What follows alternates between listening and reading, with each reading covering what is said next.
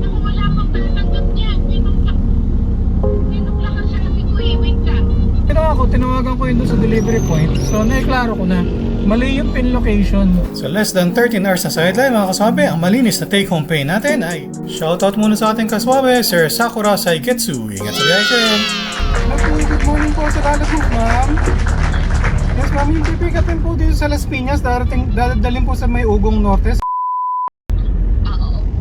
Apo, anong items po ikakarga, ma'am? Cake ko. Gano'ng kalaki, ma'am? Sakto lang naman. Hindi naman na sobrang laki. Ilang layer po, ma'am? Ilang layer? Ay, isa lang. Ay, isa lang. Sige, ma'am, wala naman pong pasahero, ma'am. Sorry. Wala pong sasakay, ma'am, na pasahero? Walang. Sige, ma'am. Salamat, ma'am. Bye. Good morning, mga kasama. Time check, 7:49 ng umaga. So, palabas pa lang tayo. Teka, i-reset ko muna itong trip pay natin sa zero pala. Ayan. So, dadaan tayo ng gasoline station. Mamaya na lang, pick upin muna natin kasi baka mag-cancel pa si customer. Pero ang tawag dito, nakausap ko na si Ma'am Cake daw ang dadalhin. Isang layer lang naman daw, sabi ni Ma'am. So, naka-priority to mga kaswabe. Las Piñas ang pick up ang pagdadalan sa may Ugong Norte, sa may Quezon City na yata yun. So, good. So, mga kaswabe, booking number 1. So, Sabado na naman. Sabado sideline na naman tayo, mga kaswabe. Tawag dito. Noong last year, 2 beses tayo naka 4,000 pesos na gross, no? Noong December. Nung first week ng December this year, naka 4,000 rin tayo. Tapos, last week, naka 5,000 pesos tayo na gross income, mga kaswabe. So, yun ang goal natin for this week. 5,000 pesos, mga kaswabe. Wow. Susubukan natin. Nung mga nakaraang 2 linggo, mga kaswabe, may permission sila lumove, kaya 300 plus. Pero ngayon, walang mission eh. So talagang hapit to. Talagang hapit na ma-hit natin tong goal natin. Pero kasi gusto ko yung maximize. Minsan lang naman kasi to eh. Isang buwan lang sa isang taon na ganito yung mga bookings dito kay Lalamove na may mga high demand surge yung mga bookings. Tapos nice. 4,000, 5,000 pesos na gross, mga kaswabe. So hoping ma-reach natin.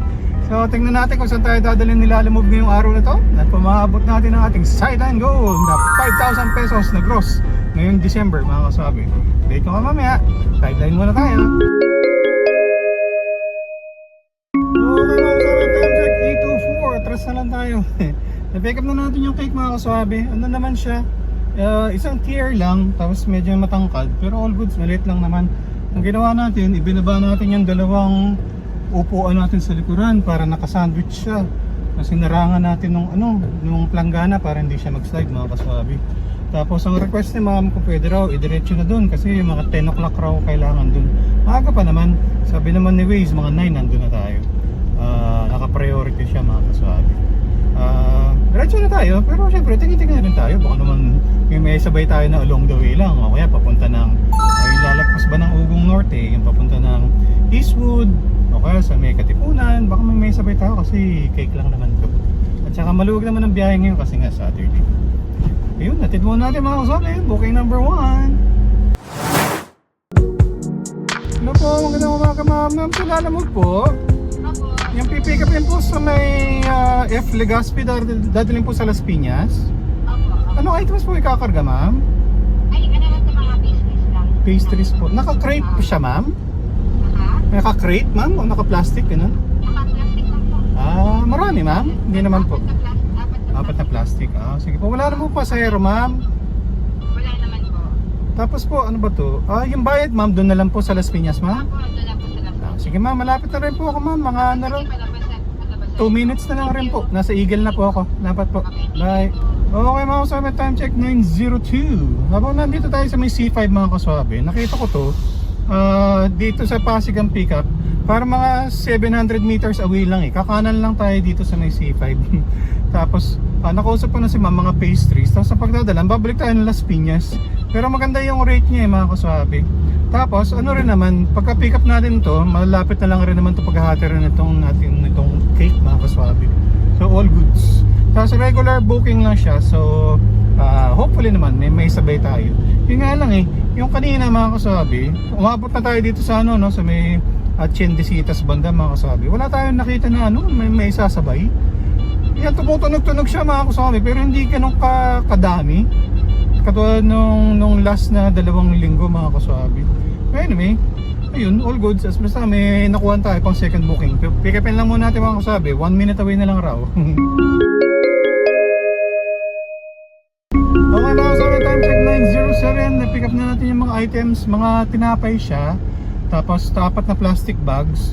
Pero yung mga tinapay mga kaswabe, naka-box naman siya sa all goods. So hatid muna natin itong booking number 1 natin. 1.7 km, 7 minutes away lang raw, sabi ni Waze. All goods. Hello, ma'am, sa lalim mo po, yung delivery po ng cake. Papunta ka? Ano ma'am, mga 2 minutes na lang ma'am, tatawid lang po ako din sa Ortigas Avenue, tapos nandiyan na po. Ako wala pang tatanggap niyan. Tinukla ka sabi ko eh. Wait lang. Ah, Wait lang ha. Kasi sabi ko tinukla para tingin eh. Sandali. Wait. okay mga kasama, time check 9:11 ng umaga. So nandito na tayo, malapit na tayo dito sa drop off point mga kaswabe. Nakausap ko si ma'am, wala pa raw magre-receive, mga 10 o'clock pa raw. Yun raw ang instructions niya dun sa pinagbilhan niya nitong cake, na i-deliver daw by 10 o'clock. Kaya yung dun sa pick up point, sabi niya sa akin, aabot naman yan ng 10 o'clock, no? Hindi mo na yan sasabayan kasi naka-priority. Sabi ko, yes ma'am, diretso ko na rin po. Although tumitingin-tingin tayo, no? Pero wala nga tayo nakuha. Tapos, ayun, hanggang sa, ito nga, tinamagan ko na siya, wala pa raw magre-receive. Yun ang problema. Tingnan natin, mag-park lang muna tayo dito sa may venue nila. Pero ayoko rin naman maghintay ng 10 o'clock kasi meron na tayong isang booking mga kaswabe, di ba? So, hintayin natin, pero tatawagan ko kung ano man. Pwede naman siguro na i-meet ko na lang sila halfway papunta doon sa kung saan ko man sila pwedeng i-meet, di ba? Ayoko naman nung tumambay dito hanggang alas 10 kasi meron pa akong isang booking mga kaswabe. Okay mga kaswabe, time check 9:14. So nakausap ka na si ma'am. Kasi sa loob ng mall yung event nila. So try ko raw mag-park, tapos kausapin yun sa Kuya Guard kung i-allow nila akong papasukin ako para dalhin ko na sa loob yung cake. In-offer ko rin naman, ma'am, saan po ba kayo? Baka naman malapit lang kayo dito, dalhin ko na lang sa inyo yung cake. Sabi ko. So nasa Pasig raw sila, malapit lang naman daw, kaya lang baka raw masira yung cake kung iba-back and forth pa, palipat-lipat pa. So yun, subukan ko lang raw, itry ko raw kung pwede akong papasukin na sa mall kahit nasarado pa yung mall. Ngayon mga kasabi, punta mo natin, try mo natin kung pwede tayong papasukin ni Kuya Guard. Okay mga kasabi, time check 9:48. Medyo napatagal din tayo dito. So anong nangyari mga kasabi, pinapasok naman ako hanggang doon sa RDU. Tapos siguro mga 10 or 15 minutes rin bago bumaba yung yung magre-receive mga kaswabe. So all good naman. Kaya tayo napatagal palalo kasi pa-exit na ako nitong mall. Kailangan raw magpa-validate para ako ng parking ticket ko. Kaya bumalik pa ako. Anyway, all goods. At least i-drop na natin yung cake. Tapos abang-abang na tayo dito, baka may sabay pa tayo mga kaswabe. Time check 9:49, paid via credit naman yung mga kaswabe, wala tayong siningil na cash. Dito ka mamaya. Okay mga kaswabe, time check 9:55, dito tayo sa may si Raimundo yata ito. Nag-U-turn tayo dun sa Ortigas Avenue Extension. May naswipe tayo mga kaswabe, Pasig, 17 minutes, 3.8 kilometers away. Pagtapos ang pagdadalan sa may sa may Las Piñas din, malapit dun sa delivery nitong mga pastries natin mga kaswabe. May note siya 10 bags Sika Grout. Yun, sana magaan lang. So double booking na mga kaswabe, pick upin mo natin booking number 3. Okay mga kaswabe, time check 10:30. Na-pick up na natin, 10 sako nga siya, 25 kilos sa isang sako. So good siya sa 300 kg na booking mga kaswabe. So tignan natin to, 27 kilometers away, 1 hour 20 minutes. So okay mga kaswabe, habang tayo ay nandito sa may, anong kalsada ba to? Mercedes Avenue yata to, dito sa Pasig. Medyo mabagal ang andar natin, matraffic. Update ko muna kayo sa ating segment. Ang ating segment na ano masasabi ni Kaswabe? Meron tayong kaswabe, si Sir RR. Sabi niya, grabe, 13 hours 677 lang nagastos mo idol. Sa crosswind ko, automatic transmission sa 13 hours plus traffic, umaabot ako sa 2,000 na gas. Nasa 140 kilometers lang natakbo around Metro Manila lang. Tips loads, ano need palitan pag ganyang kalakas yung gas? Lugi talaga. Ang masasabi, swabe. Okay mga kasabi, itong sasakyan natin, kaka-birthday lang itong isang araw eh. Ano na to, 15 years old mga kasabi. Teenager na itong crosswind natin. Pero to, baby ko to. Talagang alaga to sa akin. Hindi naman talaga ako car guy, no? Hindi ako yung tipong nagpapalit ng mga brake pads at saka ako nag-change oil ng sarili, no? Hindi ako ganun mga kasabi. Dinadala ko pa rin to sa aking favorite na local na talyer. So, ang ginagawa ko dito, pagdating sa maintenance mga kasabi, every 5,000 kilometers, change oil talaga siya, no? Every 5,000 kilometers. So, kasama na doon yung PMS. Chine-check na rin yung mga preno, yung mga brake pad, yung mga brake shoe. Chine-check rin yung air filter kung pwede ba na linis-linis lang o kaya kung kailangan na talagang palitan. Yung mga fan belt rin yan, chine-check rin mga kasabi. So, yun yung basic na maintenance ko sa kanya. Every 5,000 kilometers, change oil with PMS. Tapos, since itong sasakyan nga natin diesel mga kaswabe, so medyo mausok siya.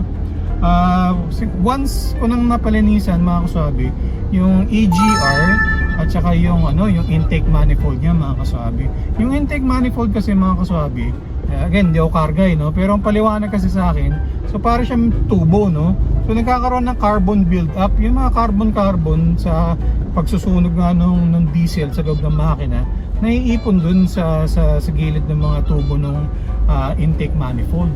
So sa katagalan, lumilit yung butas na nagdadaanan nung kung ano man yung kailangan daanan. So yun. So kapag nilinisan yun, di luluwag na siya. Kaya rin nakakatulong yun sa tipid ng diesel mga kaswabe. Kasi kapag medyo palit nga yung butas na dinadaan doon sa intake manifold, humihina yung power, yung hatak ba nung makina mo. So ang gagawin mo, i-rev mo pa ng i-rev, no? Tataas yung rev mo para nga lumakas yung hatak ng sasakyan. So kaya mas lumalakas sa gastos sa diesel. So pag pinilinisan mo na yun, luluwag na siya. So mas konting apak mo lang, malakas na agad yung hatak niya, no? So yun, EGR tsaka intake manifold. Yung isa rin na pinalinisan ko, twice ko nang pinalinisan mga kaswabe, is yung fuel sedimentor. So meron kang fuel filter, tapos dadaan pa yun sa fuel sedimentor. Doon raw naiipon yung mga, kunyari kung pangit yung mga napakarga mo ng mga diesel, may mga tubig, may mga latak-latak, so doon yun mapupunta. So twice na yata ako nagpalinis nun. Kung iingat lang kayo pag pinalinisan yung mga kaswabe, kasi medyo plastic siya, so baka mabasag. So kailangan dahan-dahan yung pagtanggal. So yun yung mga ginagawa ko para sa maintenance, no, ng sasakyan, itong crosswind natin. Ang average ko kasi mga kaswabe sa city driving, 10 kilometers per liter. So goods na yun, no? Tapos syempre kapag ikaw ay nag-SLEX o kaya nag-skyway ka na walang traffic, so mas tumataas, mga 11-12 kilometers per liter. So goods yun. Pag mas mababa pa doon, pag nag-8 kilometers per liter ka sa city driving, medyo ulats mga kaswabe. Kasi bakit natin kailangan yung computing yung mga konsumo natin sa diesel? Kasi katulad gan dito sa kay Sir, dito sa kaswabe natin, although pareho kami na crosswind ng sasakyan, i-assume na rin natin pareho kami ng mga bookings na nakukuha. Pero kung magastos yung sasakyan mo sa diesel, talo mga kaswabe, ulats. Kasi siyempre kasama sa paggastos natin, kasama din sa trabaho natin, yung pagpapakarga natin ng diesel o gasoline. So yun, sana makatulong sir, dali mo sa mekaniko sa trusted mo na local talyer. Pa-check mo sir yung mga yun, baka kailangan palinisan mo ng intake manifold, kung may EGR din yung sasakyan mo. Pagtaas yun din sa fuel sedimentor, baka kailangan rin linisan. Yung air filter din sir, baka kailangan rin linisan or palitan na. So yun ang masasabi ni Kaswabe. Meron pa tayong isang Kaswabe. Teka, si Sir Sakura Saiketsu. Sabi niya, shoutout Lods, ride safe. Ask ko ng Lods kung ilang kilometer maximum pick up ang layo na kinakuha you. Ang masasabi ni Kaswabe. In relation dun, no, sa tanong nung isa natin Kaswabe, Sir RR, yun nga tungkol sa fuel consumption. Kaya kailangan ning i-consider natin yung layo ng distance. Kaya ito yung tanong ni Sir Saiketsu, no? Kasi ako preferably yung unang booking, no, yung main na booking ko, wala pa akong sakay, preferably less than 5 kilometers.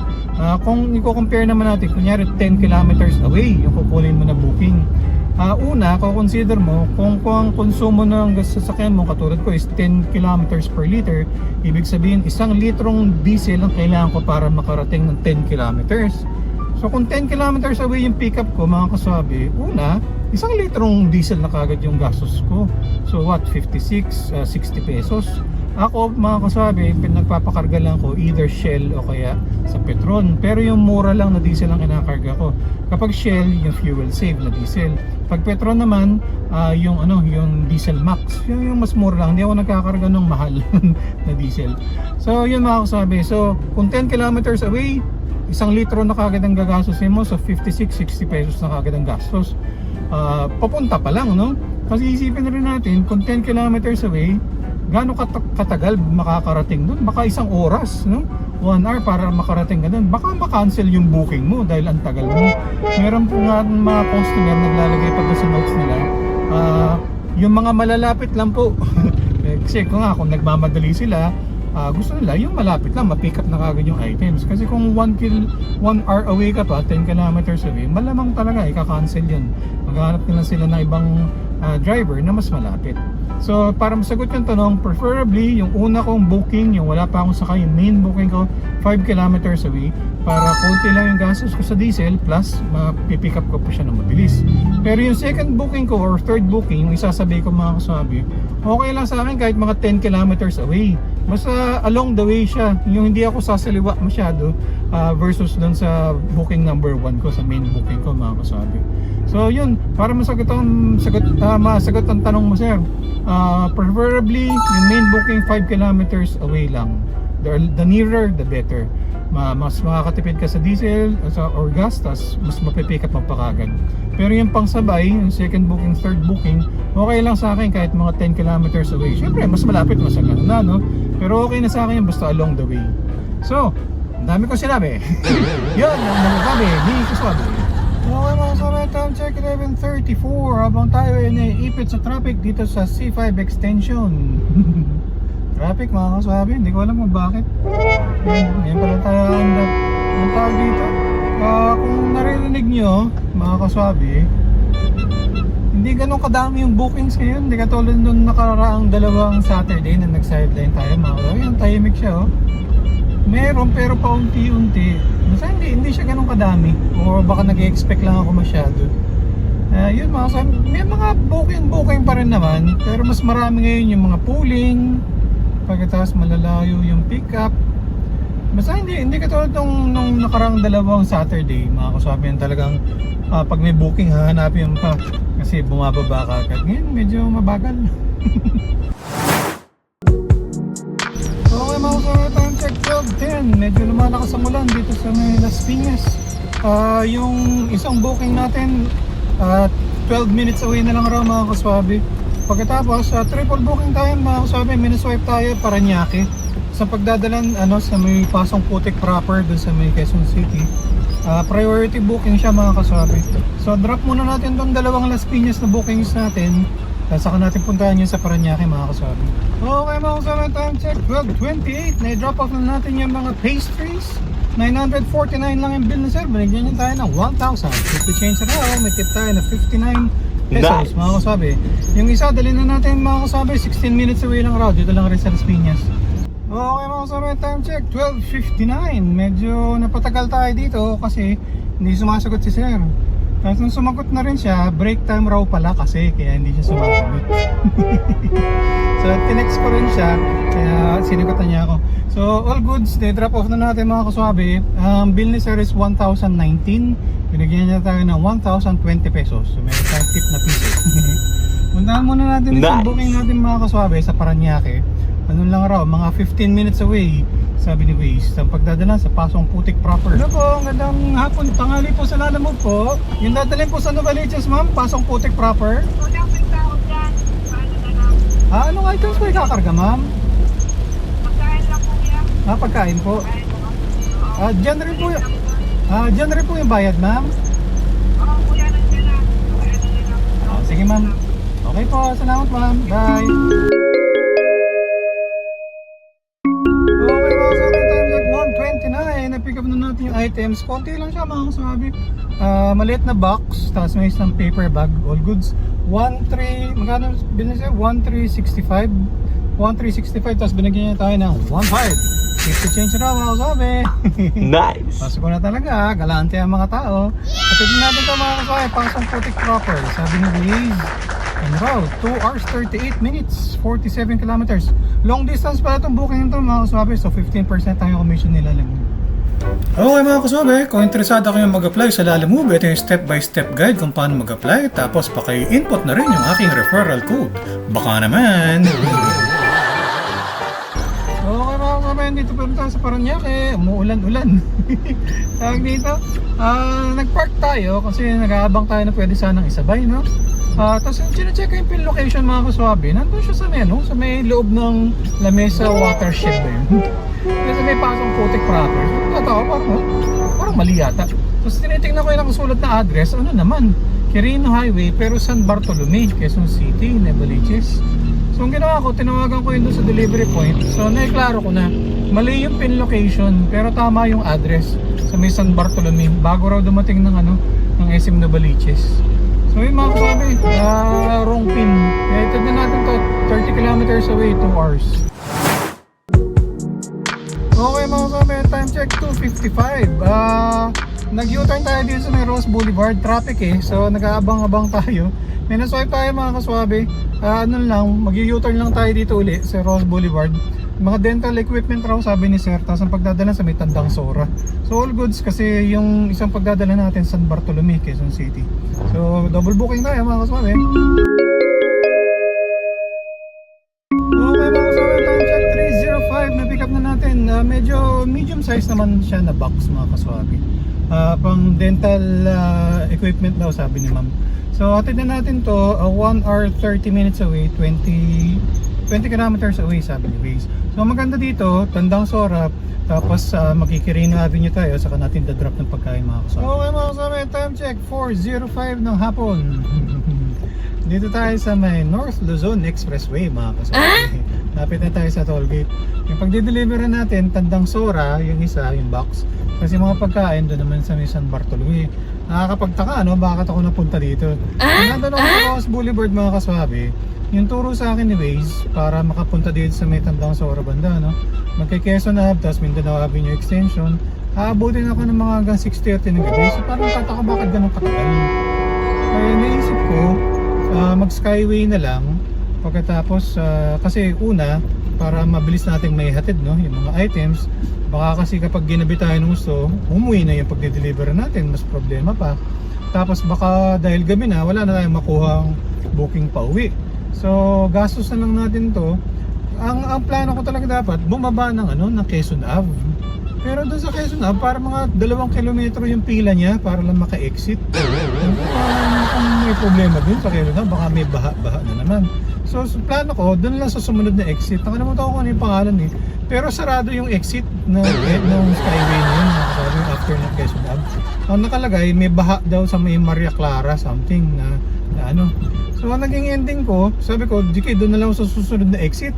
Doon sa may yung A Bonifacio, yung labas bumaba doon sa may Cloverleaf. So sa may Ayala Mall sa Cloverleaf na sana. Pero ganun din, nanghaba rin ng pila ng pababa. So tinignan ko naman din sa kay Waze nga, kung dito ako dadaan NLEX, tapos mag-Smart Connect raw, yan, mga 23-24 minutes na lang raw. So mga 4:30 ako makakarating doon sa Tandang Sora. So yun, gastos na lang natin itong mga 300-350. Anyway, double booking naman tayo, maganda naman yung rate ng pareho. Tapos yung unang booking, nagbigay naman siya ng tip. So goods na yan mga kasabi, kaysa naman gabihin tayo ng gusto tapos wala tayong makuhang booking pa uwi. Mas gusto ko na ganito, gumastos na lang tayo. Okay mga kasabi, time check 4:33. Na-drop off na natin yung box, 1,039 lang yung bill na sir. Tinigyan niya tayo na 1,050. Keep the change na mga kasabi. Nice! At na natin itong isa 24 minutes, 3.5 kilometers away mga kasabi. Problema lang, traffic naman doon gusto dito sa kabilang side yung pang Mindanao Avenue. So, ayun At na natin ito mga kasabi. Mga kasabi, time check 5:05. Ni-drop off na natin yung pagkain dito sa may Quirino Highway. Kaya lang, wrong pin talaga. Ang layo pa ng, ng Pasong Putik proper mula dito sa San Bartolome, no? Pero kinlose ko na rin yung booking kasi ayoko rin naman ng humanap ng booking na parang papunta pa talaga sa Pasong Putik proper para lang may closing booking. So anyway, nag-screenshot naman ako. Kita naman doon na mali yung pin. Tapos yung nakalagay naman sa addresses dito nga sa San Bartolome. So sana hindi epektado yung rating natin. Pahinga muna tayo mga kasama kasi pagod na. Tapos abang na tayo ng booking pa uwi. Hello po, good afternoon ma'am. Sa Lalamove po, yung pipick upin po sa Project 8. Dadalhin po sa may BGC ma'am. Oo. Anong items po ikakarga ma'am? Pagkain po. Pagkain ma'am. Sige ma'am. Ano lang? Po? Isang box lang na pagkain. Sige ma'am. Ma'am, nasa Quirino Highway ako ma'am. Medyo traffic ma'am. 40 minutes pa raw ma'am. Oo, okay lang. Okay lang po. Sige ma'am. Wala naman pong pasahero ma'am. Pasahero? Opo, walang sasakay. Wala po. Sige ma'am. Dalawang box na lang. Dalawang box po. Parang cake. siya. Parang cake. Sige ma'am. Tawag po ulit ako ma'am. Salamat ma'am. Bye. Bye. Okay mga kaswabe, time check 5:38. So after natin i-drop yung booking natin kanina mga kaswabe, nagbigay pala ng tip si sir, 20 pesos. Tawag dito, nagpahinga tayo, nagmerienda rin ng konti. Tapos, eto, minuswipe tayo mga kaswabe, medyo malayo nga lang. 3.6 kilometers, hindi naman malayo, no? Pero matagal. Matagal bago tayo makarating dito kasi tayo sa Quirino Highway. So 40 minutes away pa raw mga kaswabe. Priority booking siya, tapos ang pagdadalan ayos pa south sa BGC sa may Taguig mga kaswabe. So all goods mga kaswabe, paid by credit to. Tapos nakausap pa na si ma'am, 2 boxes lang raw na pagkain.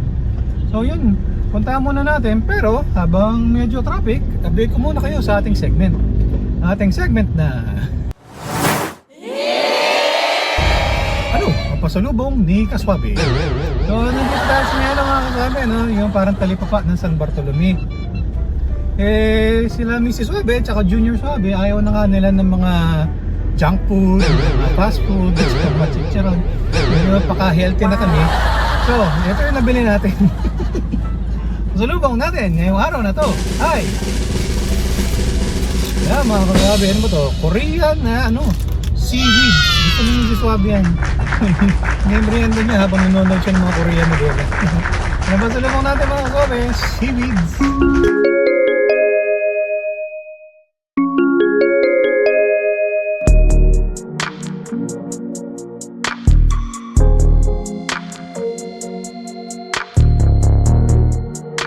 Okay mga kaswabe, time check 7:40 ng gabi. Dito tayo sa may BGC sa magandang hotel dito. Wow! Dapat pinutin yung mga cheese. All goods mga kaswabe, paid via credit naman yun. Wala tayo siningil na cash. So gapang tayo po kayo mga kaswabe, pagod. Kasi sandaling-sandali lang yung pahinga natin.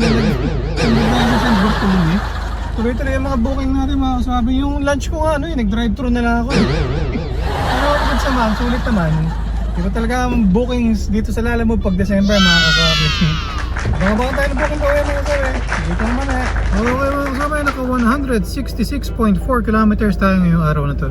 Tapos full tank na ulit tayo, full tank tayo ng umaga, tapos ngayong gabi pa full tank ulit. Yung pakarga natin ngayong gabi, yun yung eksakto. Nagastos natin sa diesel para sideline natin ngayong araw na to. Okay mga kaswabe, time check 8:37 ng gabi. So halos 13 hours tayo sa kalsada ngayong araw na to. Okay mga kaswabe, halos 13 hours tayo sa kalsada ngayong araw na to mga kaswabe. Clean na nung pahinga natin ng tanghali, 33 minutes lang mga kaswabe. Computer naman at kininta natin mga kaswabe sa 6 na booking sa Lalamove, 5,131. Cash tips natin, 218 pesos. So ang gross income natin, 5,349. Yung mga expenses naman natin, diesel 856, budget for car maintenance 300, food 150, tapos yung Skyway natin, 343 pesos.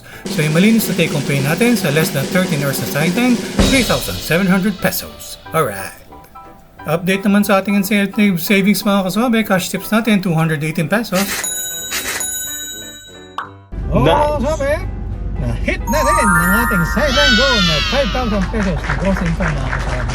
Talaga ang booking dito sa Lalamove kapag December mga kaswabe. Okay mga kaswabe, ito ang inyong kaswabe kasama si Miss Swabe at si Junior Swabe. Bumabati sa inyo ng Merry Christmas! Ito lang muna mga kaswabe, maraming salamat sa panood.